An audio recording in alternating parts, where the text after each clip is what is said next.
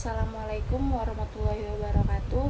Perkenalkan, saya Hayat Nisa dan teman saya Nurul Husna yang membuat video tugas budaya organisasi.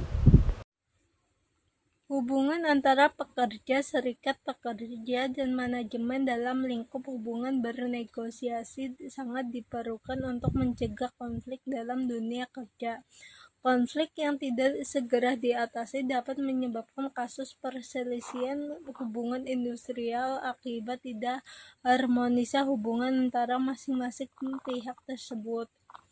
Fungsi hubungan industrial yang diharapkan dapat berkembang di Indonesia berpedoman kepada nilai-nilai bangsa yaitu Pancasila, sehingga setiap perusahaan di Indonesia diharapkan dapat menerapkan nilai-nilai tersebut dalam menjalankan aktivitas di lingkup industrial.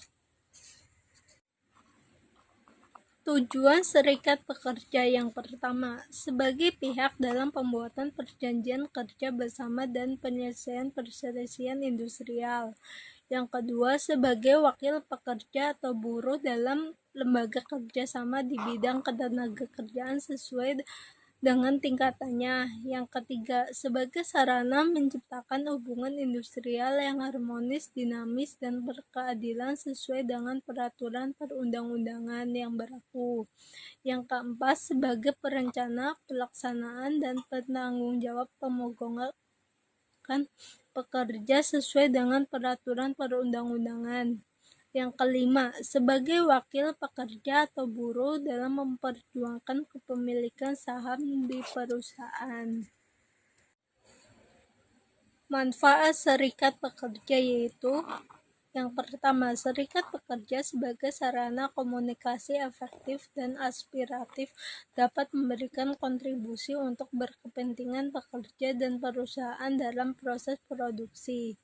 Yang kedua, serikat pekerja sebagai sarana penyampaian pesan mengenai kondisi perusahaan, karena meskipun serikat pekerja berpihak pada karyawan, keberpihakan tersebut harus bersifat objektif, terbuka, serta tanggung jawab. Yang ketiga, serikat pekerja sebagai motivator etos kerja, artinya karyawan yang tahu bahwa dirinya dilindungi oleh serikat pekerja akan memiliki motivasi kerja lebih baik daripada yang tidak. Ini tentunya akan berpengaruh pada etos kerja yang baik. Assalamualaikum warahmatullahi wabarakatuh. Aku ingin menjelaskan tentang tanggapan proaktif manajemen personalia, yaitu pertama, merancang pekerjaan-pekerjaan yang secara pribadi memuaskan para karyawan. Kedua, mengembangkan rencana yang memaksimalkan berbagai kesempatan individual. Ketiga, memilih karyawan yang kualif. Keempat, menetapkan standar prestasi kerja yang adil dan objektif. Kelima, melatih karyawan dan manajer untuk mencapai tingkat prestasi yang diharapkan. Keenam, menilai dan menghargai perilaku atas dasar prestasi kerja nyata. Faktor pengaruh dalam perundingan kolektif, yaitu pertama, cangkupan perundingan, banyaknya buruh yang akan terkena hal perundingan atau perjanjian kerja. Apakah berlaku untuk para karyawan dalam suatu departemen, divisi, perusahaan, atau seluruh karyawan dalam suatu industri. Kedua, tekanan perundingan serikat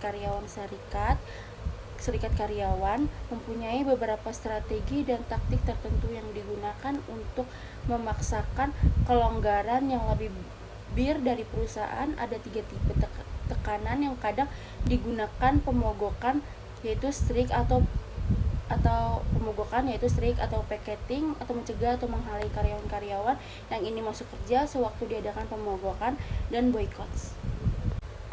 Yang ketiga, yaitu peranan pemerintah, serikat karyawan dan buruh lebih senang adanya intervensi pemerintah untuk menyelesaikan berbagai masalah hubungan kerja mereka.